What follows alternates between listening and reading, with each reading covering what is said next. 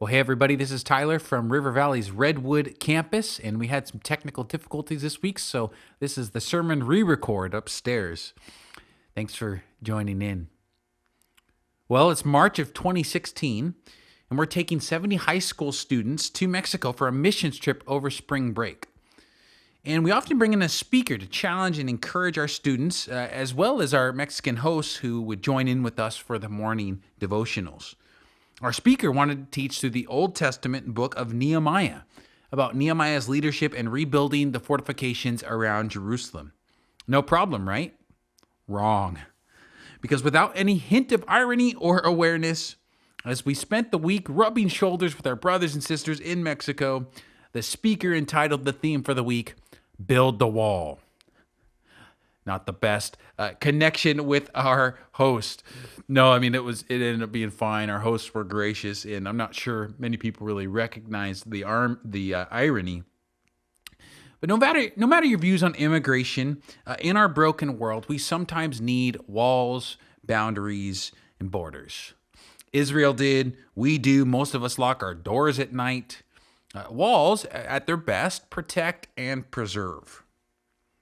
But sometimes walls protect and preserve evil.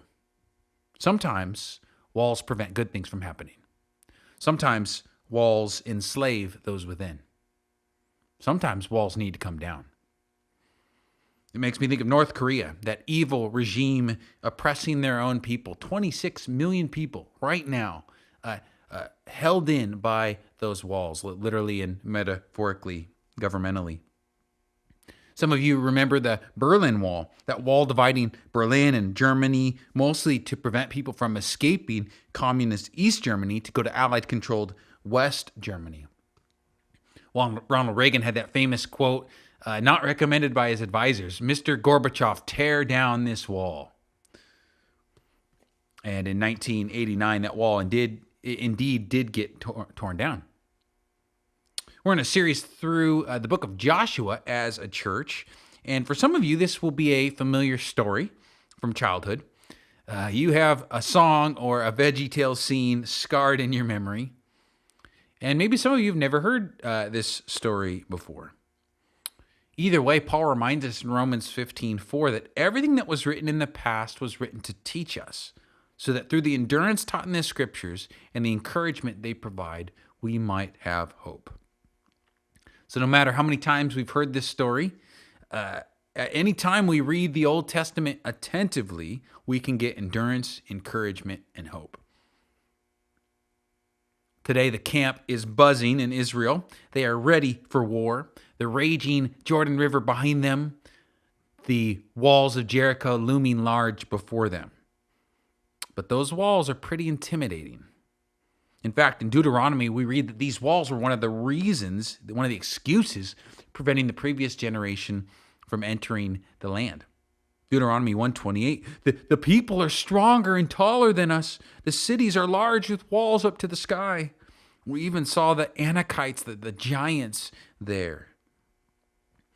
Archaeologists tell us that the walls of Jericho are probably about 13 feet tall, with some parts up to 28 feet tall for the watchtowers. For the previous generation, the walls were bigger than God and became an excuse for inaction. But Joshua and this next generation are determined not to be intimidated by these walls. These walls must be overcome. Overcome to enjoy God's promises. Overcome to liberate some of the people inside. Overcome because these walls protect some really evil people and powers and principalities and practices, something that Andy's going to talk about next week. But how will they overcome these walls? Joshua, Israel's new leader, has no idea, so he steps away from his advisors to get some perspective. I picture this kind of like that scene of George Washington at Valley Forge with his horse down on one knee. And as Joshua is thinking and praying by himself, his spidey sense starts tingling. Someone is watching him. Let's pick up in Joshua 5:13. When Joshua was near the town of Jericho, he looked up and saw a man standing in front of him with a sword in hand. Adrenaline racing, Joshua reaches for his sword, probably right, ready to throw down with this guy. He goes up to him and demands, "Are you friend or foe?" "Neither one," he replied. "I am the commander of the Lord's army." At this, Joshua fell with his face to the ground in reverence. "I am at your command," Joshua said. "What do you want your servant to do?" The commander of the Lord's armies replied, "Take off your sandals, for this place where you are standing is holy." And Joshua did as he was told. If you're familiar with the Old Testament, something similar happened with Joshua's predecessors. Maybe you remember Moses, where God revealed himself to him in a burning bush. Or even earlier than that, Jacob encounters a mysterious person on the darkest night of his life. There's this sense in which all three, Jacob, Moses, Joshua, they all come face to face with God himself in some strange way. And they do this, they come face to face with God right before some sort of life or death conflict. Now, Jacob, he wrestles with this divine figure. He goes full MMA on God himself, which is so emblematic of his entire life. And he obviously loses, but he will leave the encounter disabled, but profoundly changed for the better. Moses, too, he doesn't wrestle with God physically, but verbally. He argues, he whines, "I can't go to Egypt. I'm not qualified. Please send someone else." Joshua, though, in contrast to his predecessors, when he realizes who he's in the presence of, he falls on his face and worships. This is not just an angel. Negatively, Jacob and Moses want to avoid their coming conflict. But as they sometimes say in Alcoholics Anonymous, the only way out is through. Sometimes we can't go around or avoid or ignore what's in front of us. So Joshua, unlike Jacob and Moses, accepts his task and maybe even looks forward to it. Maybe a part of his accepting the task is because this divine general has a drawn sword. Maybe God's done playing, God's done wrestling, done arguing. But maybe it's because Joshua recognizes this general outranks him. In fact, notice when Joshua asks whose side the general is on, the general says, "No, neither." Isn't that interesting? What's up with that? God is going to defeat Jericho, so wouldn't that mean that he's on Israel's side? Hey, you, are you an Israelite or an enemy soldier? Are you under my command or Jericho's command? Whose side are you on? And the divine general reframes the question. No, neither. Yes, Joshua, I'm going to encourage you, but I'm not under your command. I'm not for all Israelites indiscriminately. There will be some Israelites that I will reject. We'll see that in a few weeks with Achan. And there's some Canaanites that I accept, like Rahab. I'm for those who are devoted to me. Joshua, you don't enlist me into your thing. I enlist you into my thing. And maybe today he'd say something like, "Don't you dare co-opt me into your partisan politics. The Republican Party or the Democrat Party doesn't fully represent me and cannot claim me. Yes, vote your conscience, but don't think for a second that you get to use me for your kingdoms. I will use you for my kingdom." Deep breath. Everybody doing okay? But it's as if he's saying to each one of us individually, I will not be your co-pilot or sidekick or supporting actor, but you can be mine. And I love Joshua's response. Shoes off, on his face, he's in full agreement here. There are times in life to wrestle with God like Jacob. There are times in life to argue with God like Moses.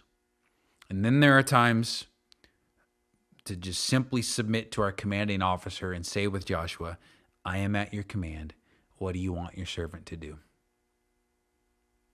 Or like young Samuel, speak, Lord, your servant is listening. Or like the teenage Mary when she gets some very strange marching orders in Luke 138. I am the Lord's servant. May your word to me be fulfilled. Let's do this thing. Or like the Joshua we worship as a church, Jesus, the same name in Hebrew. Father, not my will, but yours be done. I might not get it.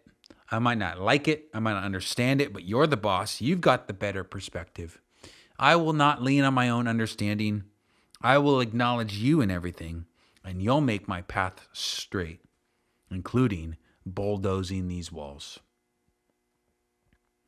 Now, chapter 6, the camera pans back to the walls and reminds us that now the gates of Jericho were securely barred because of the Israelites. No one went out and no one came in.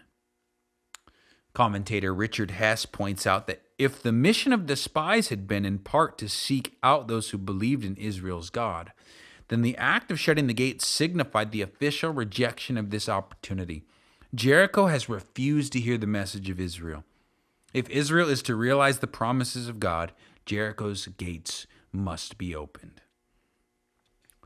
And then you get this contrast that the gates are shut, but there's one opening. There's one opening to God in Jericho, and that's Rahab's window with the red cord hanging out. There's one person open to the God of Israel in Jericho and her family. So the general now gives Joshua his marching orders, and they are strange.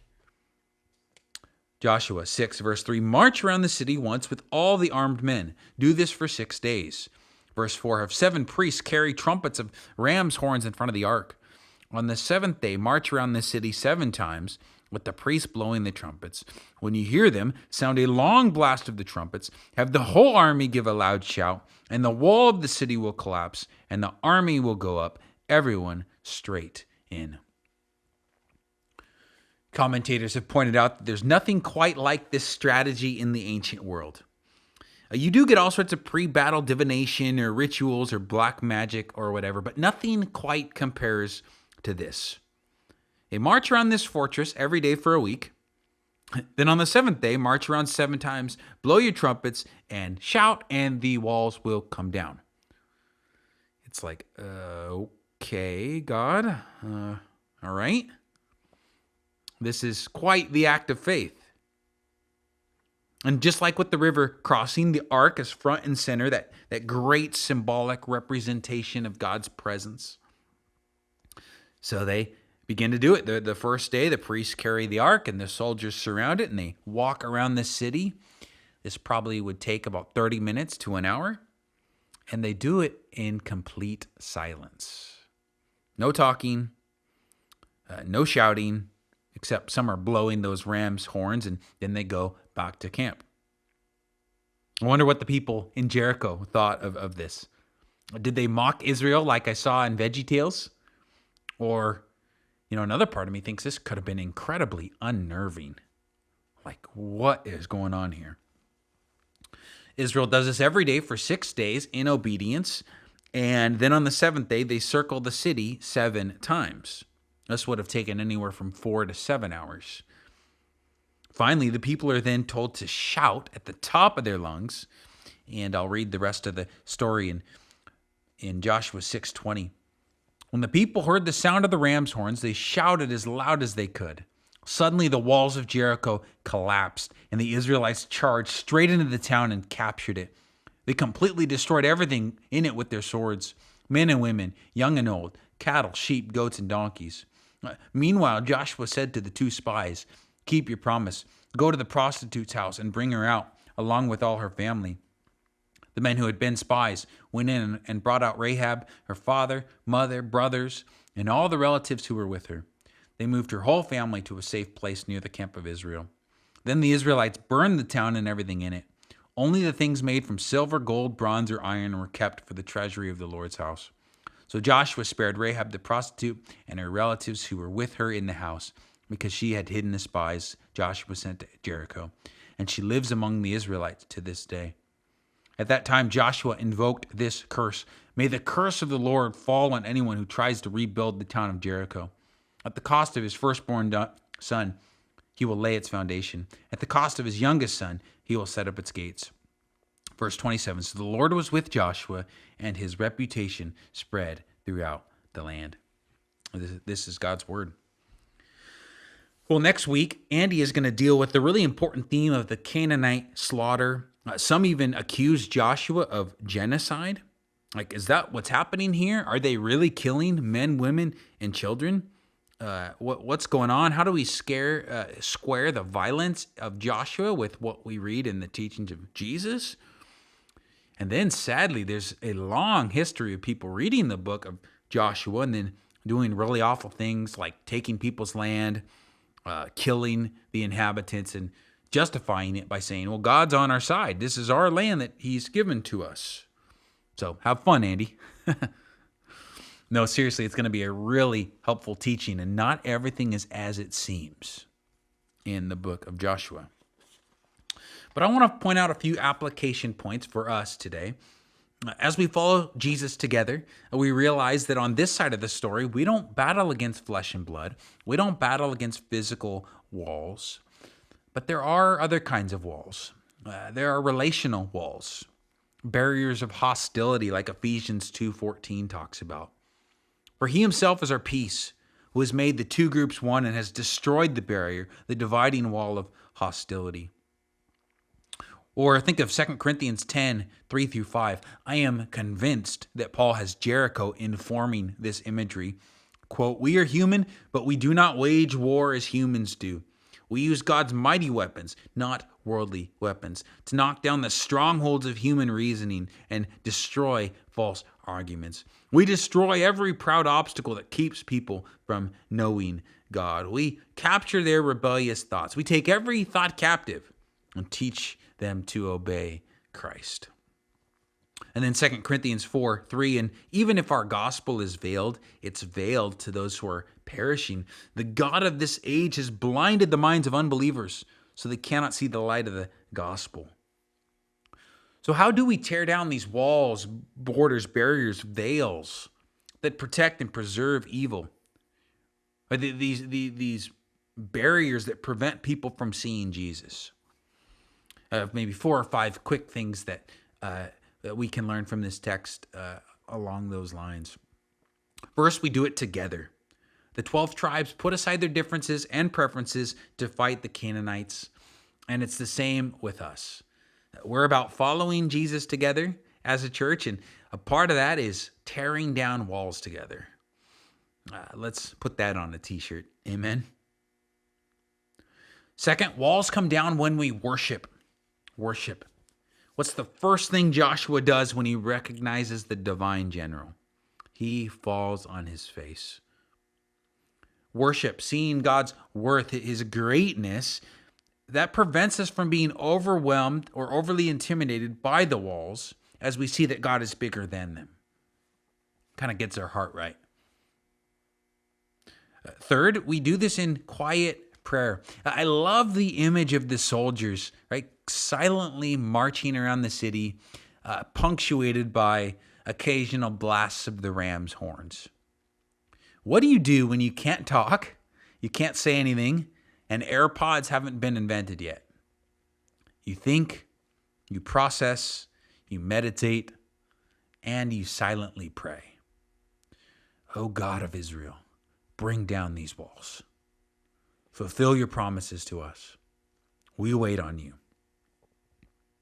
Writer Pico Gavaski says prayer is a disruptive practice. It breaks through the ordinary pattern of daily behavior and shifts the focus of attention from the particular to the eternal. In other words, prayer punches holes in walls. It's the most powerful weapon we have. 4 is consistent, even boring obedience. You know, it doesn't seem like Joshua tells the soldiers the whole plan. He just gives them the daily orders. So I imagine at first it was kind of fun and exciting, but as the week went on, not so much. How long are we going to have to do this? They probably didn't feel like getting out of bed and marching around the city again and again and again, day after day. And then on day 7, they got to do it 7 times, maybe taking up to 7 hours, but they kept going, pushing through blisters and boredom and possibly ridicule, one foot in front of the other, in obedience to God and out of a commitment to each other. Galatians 6:9 says, "Let us not become weary in doing good, for at the proper time we will reap a harvest if we do not give up." Let us not become weary in doing good. So keep talking to God, even when he feels far away. Keep praying for your unsaved loved ones. Keep showing up for your family, giving undivided attention to your spouse and kids and close friends. Keep showing up to your group, to church, to your people. Keep being kind to that annoying coworker. Keep doing good out of love for others. And yes, we have limits. We can only do a few things well and should often audit these commitments. But when we're committed, we keep going. One foot in front of the other. God's not asking you to change the world.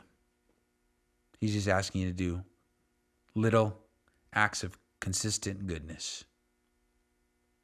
And I don't know about you. Sometimes when I least want to do something good and I do it anyway, sometimes there's a huge breakthrough and blessing associated with that.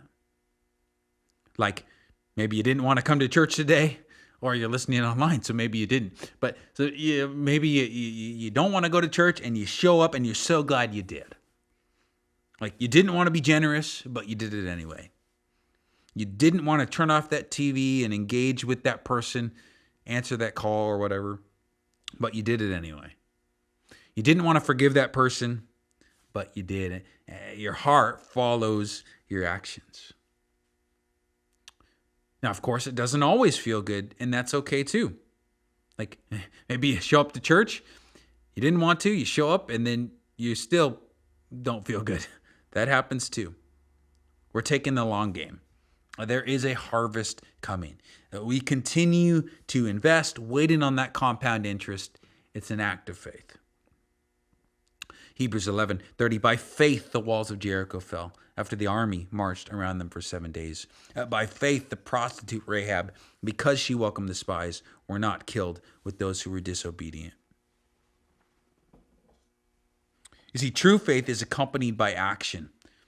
It's the soldier saying, I trust you, God, so we're going to march around this city. It's Rahab saying, I trust you, God, so I'm going to dangerously welcome these spies. I trust you, God, I'm going to show up to church, to life group, even when I don't feel like it. See, faith is not just a passive let go and let God, sit on the couch and wait for him to do all the work. It's a partnership with him. It's a readiness. Like he's going to bring down the walls, but they've got to march. He's going to bring down the walls, but they got to be ready. Because when those walls come down, Israel then takes the city. And I was thinking about this. If God brought some walls down in my life, would I be ready to talk to that person about Jesus? To reconcile that relationship? To help someone rebuild their life? I know sometimes my greatest opportunities are when I'm least ready for them. And then maybe, did you notice when those walls went down, a curse went up? Yeah, Joshua has this strange curse. He says, anyone who rebuilds Jericho will lose 2 sons.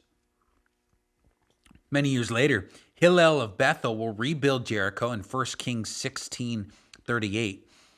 And he either intentionally sacrifices his 2 sons, or he loses them circumstantially in the process, like maybe unsafe working conditions or whatever. Like we don't know, but this curse is a strange thing, and I don't quite know what to do with it. But I think the idea for us is, if we zoom out a little bit, is that when walls come down, we need to take steps to prevent them from going back up. Maybe it's like what Jesus says in Luke 11, when a demon gets kicked out of a place or person or house, that demonic force is coming back with 7 more reinforcements. If that house isn't protected and filled with the Holy Spirit, it's going to be 7 times worse. So when a bad habit gets broken, when a relationship gets some healing, when you get victory over sin, when God answers a prayer or gives you a raise, right? Walls come down, but we have to be very careful that different temptations don't take root and create new strongholds that are even worse. So Joshua sets up this curse, and again, I'm not even sure how that works, but he doesn't want the evil that Jericho represents and harbors and generates to ever come back. Cursed be these oppressive powers that set themselves up against God and against people. Well, it's not all curses and killing. Notice the strange mercy of the God of Israel. He says, rescue Rahab. Do not harm anyone in her house. Rahab's with me. Commentator Richard Hess says, for the Christian, the story of Rahab is the story of the shepherd's search for one lost sheep. The spies went into the city in part for her. Those walls came down in part for her. God wants to rescue people out of Jericho. He wants to rescue people out of Babylon. He wants to rescue people out of darkness. So I wonder, do we share the heart of God for the lost, the oppressed, the foreigner, the immigrant, the sex worker, the person like Rahab we would never think would want God, but they might be a lot closer to him than we think? I want to leave us with this image, this image from Matthew 16:18, where Jesus famously tells Peter that the gates of hell will not prevail against the church. Now, I've always envisioned this like the church is on defense, like we're, the hordes of hell are surrounding us and we're hunkering down, and Jesus will one day rescue us from those who surround us. But scholar Michael Heiser says we've been envisioning this all wrong. He points at that phrase, the gates of hell, and reminds us that gates are defensive structures, not offensive weapons. Gates don't go on offense. Gates don't attack. Gates don't guard ground. Gates don't take ground. Gates guard ground. So when Jesus says the gates of hell won't prevail against the church, who's on defense? Hell is. Who's the aggressor? God is. His church is. In other words, just like Jericho, it's Satan who's surrounded, disarmed, and melting in fear. Not us. Just like Jericho, it's hell that's under siege and losing, not us. Whenever things are going bad for Christians, just remember how much worse they're going for demons. When Satan reminds you of your past, you remind him of his future. Those walls are coming down, big guy. In a sense, they're already down and we're just mopping up the mission. Jesus brings down the walls with his death and resurrection. And one of the biggest walls is between individuals and God. All have sinned and are falling short, lacking the glory of God. But Jesus died to remove that barrier and bring us back. And any one of us can switch sides like Rahab. Have you confessed with your mouth and believed in your heart that Jesus is King and that he died for your sins and rose again? You see, every time someone comes to Jesus, walls come down. Every time a person is delivered from addiction, walls come down. Every time generational curses get broken, walls come down. Every time a worldly ideology gets unmasked as untrue, walls come down. Every time a person forgives and makes peace, walls come down. So church, let's follow Jesus together this week and tear down some more walls by the Spirit. If you're able, would you pray the Lord's Prayer with me? A prayer that billions of Christians have prayed for thousands of years. And I'm going to read the CSB translation. Feel free to pray whatever version you might be more familiar with. Our Father in heaven, your name be honored as holy. Your kingdom come. Your will be done on earth as it is in heaven. Give us today our daily bread. And forgive us our debts as we have also forgiven our debtors. And do not bring us into temptation, but deliver us from the evil one. For yours is the kingdom and the power and the glory forever and ever. Amen. Grace and peace, friends.